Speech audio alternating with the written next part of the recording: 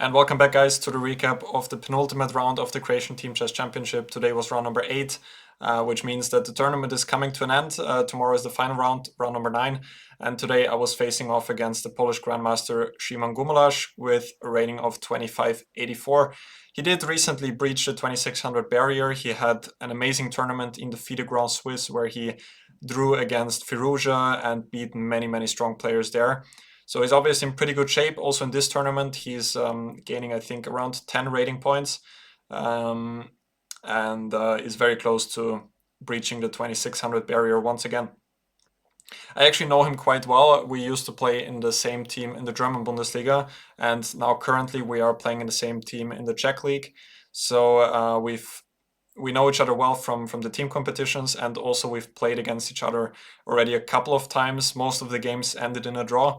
I think our first encounter, which was probably in the year 2018 or so, in some youth tournament, I managed to win. So I think I have a score of +1 of games. I think of in total 4 games. The rest of the games ended in draws. I also played him in the last Olympiad in Budapest, where you can actually find the recap on my channel. So I know him quite well. A funny anecdote about him is also that when I used to live in Poland for 1 year, he actually lived very close by to my place. I never met him there, but yeah, that was quite a coincidence too. Anyway, let's get to the game. I prepared a couple of things for this game, but it's always quite difficult to expect what he's gonna do. Typically his style, from what I understand, is also not really to enter some crazy forcing lines, but just basically to get a game, and this is also what he tried to do in this game. And that's why he started with b3 on the first move. By the way, probably some of you are wondering why we switched the whole board view to ChessBase from Lichess. The explanation for that is that there's always one match which is not transmitted, and today was the first time for me that this was the case, so that's why I had to enter the game manually now.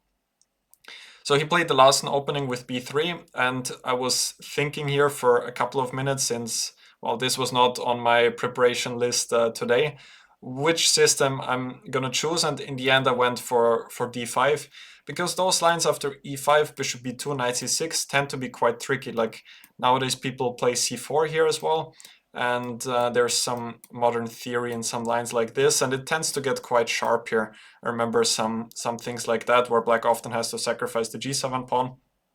And of course also the classical line with e3 is not entirely naive. So I went for d5, bishop b2, knight f6, and after knight f3 now bishop f5. And if you've watched all of my recaps from this tournament, you will probably notice that I actually had the same position against Dominik Horvath, but just with colors reversed. So since I then spent some time analyzing the position, I was quite comfortable now to enter those lines here. But here he surprised me again a little bit by going knight h4, which is a move I've seen as well when I was checking this from the white side. But with white, I kind of decided against it because just it looks a little bit strange. But it's actually not such a ridiculous idea as it may look. Well, first of all, it attacks the bishop, and if black would drop back the bishop, then white can always take on g6, just winning the bishop pair. So the bishop sort of has to go back somewhere here, because if it goes to g4, then white can just win another tempo by going h3. I decided to go back all the way to c8. I did remember that there were some correspondence games after bishop d7, when he told me that he intended to play g3, but I vaguely remember that there was a possibility for white to go c4 here. And yeah, this was the line I was thinking about. Now I have my correspondence database opened. Knight c6, and I think this is what I looked at some point. Knight c3, let's see how the line continues. Bishop g4, an important move, stopping white from going e4. And yeah, I think this was it. f3, bishop c8, e4, g5. Yeah, there are still 3 correspondence games. Let me copy in one here. Continued a3, knight takes d5. I think there was even 1 or 2 human games in the database last time I checked. So yeah, this is how some correspondence game here went. Pretty wild, all of that. Obviously black can probably also play something like e6, but I just wasn't so sure if now actually the bishop is so well placed on d7, because sometimes I would rather go b6, bishop b7 to fianchetto the bishop, And here often the bishop on d7 can be a little bit strange. Anyway, g3 was what he told me intended to do, and here he told me about a nice trick actually that I cannot develop like this here, because then bishop takes f6 is possible, and then on the next move he can just grab the pawn on d5. So bishop d7, if I'm not prepared here, it just looks a little bit strange to go there. I mean, knight h4 also does look strange, but he was the one to prepare the line, so I just kept it principled, went back bishop c8, inviting a move repetition, which obviously with the black pieces would not be a terrible result early in the game. So he obviously played on, he played e3. And now the whole point of the line is that if black goes e6, then white is just going back knight f3, and now we transpose to this sort of normal Zuckertort variation, where black does not have his setup with bishop f5. So if you want to play with bishop f5, then probably the way to go is to go for bishop d7 and then to check this carefully. So yeah, he played e3, and then I just decided, okay, I will go to some normal lines with c5, knight f3, and here I played the line g6, which I've also had a look at when I prepared against Dominic Horvath, and also some time back. And I remember that it is a very solid line, and there was this one idea which I actually managed to play in the game, which has not really been played that often, but is, in my opinion, almost kind of killing the line. So after g6, he went for the main move, which is c4. White also has a couple of different ideas, like against Dominic Horvath I also had a look at this line with bishop b5, check, bishop d7. And now even this is possible, taking on f6 and taking on d7, followed by d4. I at some point had some Title Tuesday game against Hikaru Nakamura in some position like this, but generally it's not that scary. Of course, white does have the better pawn structure, but also b3 is not really great in this position, because later on, if you get a structure like this, white would much rather have the pawns on c3 and b2, and once white goes c3 now, this pawn can often be a bit weak. But what people are now starting to play is actually this line, bishop d7 and now bishop e2, very similar to some normal Queen's Indian, just with a tempo up for white. And here the concrete idea is that after bishop g7 there's c4. And now if black would castle, then this bishop is a little bit in black's way, because the queen is not protecting the point on d5, and now white has this idea to take on, it's actually not here, to take on f6, but instead to take on d5. And now black would rather take back with the queen, but this is not possible, and now this is how it goes on. If I remember correctly, I think there was a game in the tiebreak of the World Cup between Grabnev and Yesipenko, which was then the decider of the whole match. Yesipenko managed to hold the game with the black pieces, if I have that correctly in my mind. This idea with bishop takes f6, now I'm just wondering where exactly it was. Let's say, I cannot fully reconstruct it, because this bishop takes f6, let me just go there for a second. There is the same idea in the line, let me think. I've played it many times before. How does it go exactly? Yeah, d4, knight f6, c4, e6, g3, bishop b4, knight d2, c5, a3, take on d2, take on d4, knight f3, b6, bishop g2, bishop b7, and now white usually recaptures on d4, but if white castles, aiming to recapture on the next move with the knight, then there's this idea, taking on f3 and going knight c6. And white cannot even recapture the pawn immediately, because if white takes, then the black queen actually covers the d4 point. I once had a game here, I think, against Lukas Leisch, an Austrian international master, and I think the game went something like this. And generally black is quite comfortable here. White does need to be a bit careful to win back the pawn, even though it should be possible, like bishop b2 on the next move probably does the job. So I do have some similar idea in mind in this line, but I'm not entirely sure how exactly it comes out. Maybe after c takes d5, if now black moves the bishop somewhere, then maybe bishop takes f6 becomes an idea again, followed by knight c3. Anyway, yeah, one final thought on this line, which is also interesting for black. I think there is also the option to go d4 here, and after take on d4, then knight h5. I think this is also possible when it leads to more, a little bit more sharper positions. I didn't check that so carefully, but I vaguely remember that the computer was showing this option too. But he went for c4, which is a very solid move, and now I went bishop g7, which came as a slight surprise to him, because the main move is d takes c4, bishop takes c4, bishop g7, and then usually this position comes out. Take on d4, knight takes d4. When black has two moves, a6 or bishop d7, which also tend to hold up quite nicely, and black is generally quite okay here, but white does have a small pull because he has a little bit of a better development, and black cannot easily get the move knight c6, which he would really like to get to develop the knight, and therefore would have to prepare that with bishop d7 first. So this is possible, but instead I went for bishop g7. C takes d5 is now sort of forced, obviously. Otherwise I could again think about going d4 next. And now queen takes d5. Again, if short castle now, then again this idea would be possible. I think this is what I actually meant. Take on f6 and now knight c3, when, if I remember correctly, white did have chances to keep an edge here, because it's again quite difficult to regain the pawn on d5. So queen takes d5, and this line is pretty rare. He played knight c3 and now queen d8. I think there are not many games here, but I did remember a couple of correspondence games. Turkish player Bahadir Ozan, who used to be quite renowned for his online bullet skills, has a couple of correspondence games in this line, which I'm about to show you.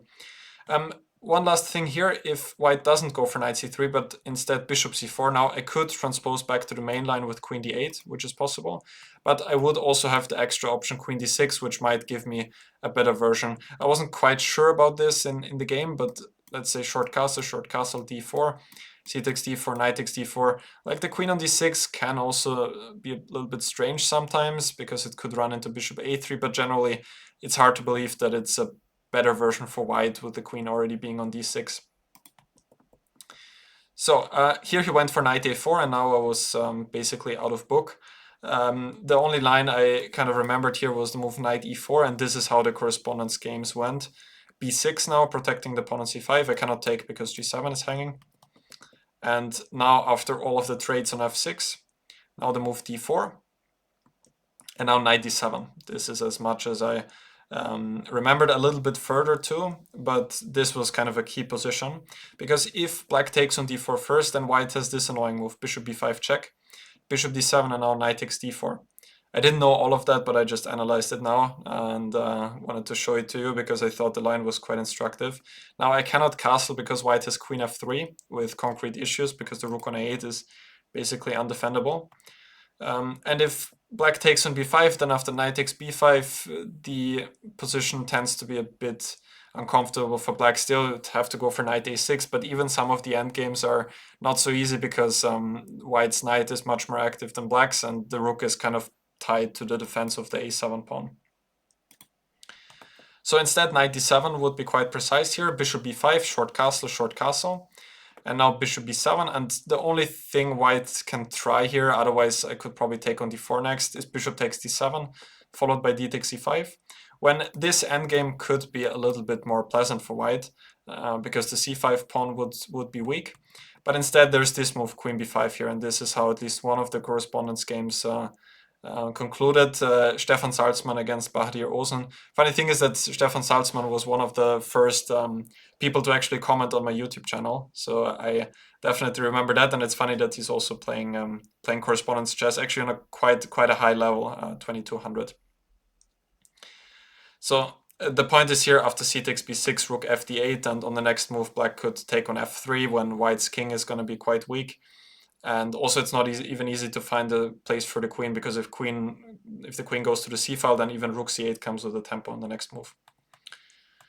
But to be fair, like also here, I'm not entirely sure that I would have found queen b5, maybe, but also this endgame should be probably quite tenable for black. At least that's what I thought, that it shouldn't be the end of the world too.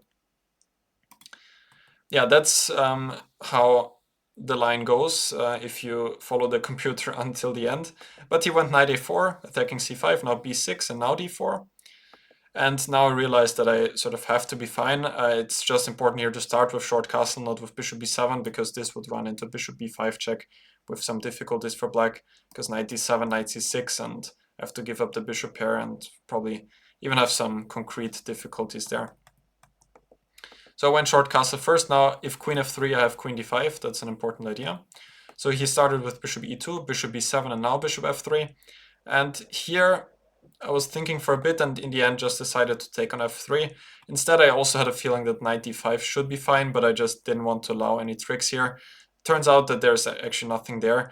And I now do have the idea to go knight d7, knight e5 when this bishop can be a bit awkward. We both thought about rook c1 here, knight d7, and now knight c6, and this is what I meant with not allowing any tricks, but it turns out that this is actually okay for me in the end. I can take on b2 and then go. I think both of the knights were possible, but for example this and then rook c8 next is also very solid for black.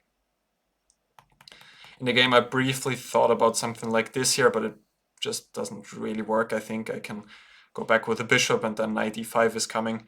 So white should actually go for this and it's also equal. In the game I took on f3, queen takes f3 and now queen d5. And I felt like white does have a tad bit of a pressure here because I have difficulties to develop the knight, and once I develop the knight, then knight c6 can come. But on the other hand, I also felt like the knight on a4 is sort of misplaced, and I didn't do anything wrong in the opening, so the position has to be okay for me. He started with rook c1 here. Now I took on f3, and after knight takes f3, he actually offered a draw, which I accepted here. Because, well, first of all, the position is very equal.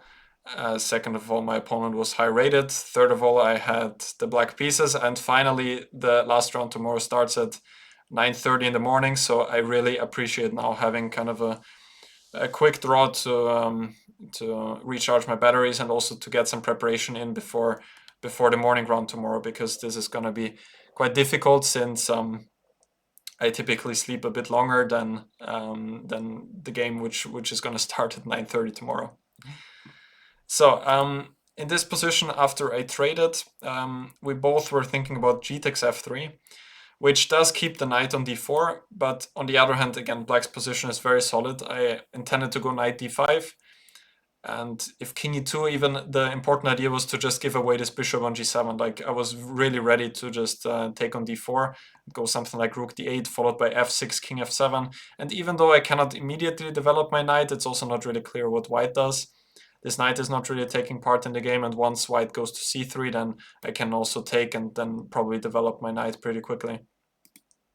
There was one nice trick, like I was thinking about the line rook d8, king e2, and now knight e8 too, which generally looks a little bit passive, but I thought now the knight is fully stable here and it guards c7, and also with the idea to take on d4 next. But there was this cool idea that if I take on d4 now, again, I thought if white takes, I can go something like f6, king f7 with a very solid position. But if rook takes d4, now I thought I could be in some trouble because I cannot take here. Now, if white would take, then I thought again I don't have any problems here. But white doesn't take back. White goes rook c8. I didn't check this with the computer yet, but in the game I thought now I'm basically lost here because my rook is hanging. But if the rook goes away, then I'm getting checkmated on e8. And if I protect the knight somehow, then here I'm just completely paralyzed. I cannot even go e6, followed by king e7, king d7. Well, there are probably already quite a few issues, like bishop e5 is probably winning the piece, but white could even play for this full bind when I'm basically in zugzwang here. I actually don't have any moves here. If I move the knight, the rook is hanging. If I move this pawn, then knight takes b6 is coming, so this is basically a full zugzwang here. So that was just a nice trick here, and kind of a cool thing to as a reminder that, well, you typically always look for these recaptures, but sometimes there are these moves which you should really consider here, because this would be one way to lose a position really unnecessarily, to take on d4, and after rook c8 you can kind of resign. Unless I'm missing something here, but I don't think so. But anyway, knight d5 is the move I would have played, and then black is just completely fine. In the game he took on f3, and as I said here, we made a draw. My intention was to go knight a6 now, and now white does not have the move knight c6, and if king e2, rook fc8, there's just nothing much happening. I can move the knight at some point to d5, or even go knight b4, knight c6. the position is basically just that equal at this point. So that was it for today. Not such an exciting game as some of the others, but I feel like there are still some important or some interesting details about the game, especially the opening phase. If you're struggling against those knight f3, b3 systems, I think this is a really straightforward line to try and sort of kill the game. This is how people are saying it nowadays. So anyway, tomorrow no recap is coming because immediately after the game I'm leaving and going back home. So maybe throughout the week I'm gonna comment on my last game if it's gonna be interesting enough. But if not, then I hope you enjoyed the whole recap series of the Croatian Team Championship. I really enjoyed this tournament, I can already say that now. The team is super nice and the place overall is really great. Like we're playing right at the sea, and the hotel with the food is really exceptional. So I'm really happy to get the chance to play in this league again, and especially to perform well here, and really hope that I'm gonna have the chance next year again to participate for this very nice and generous team. So thank you guys for watching, and I will see you guys soon.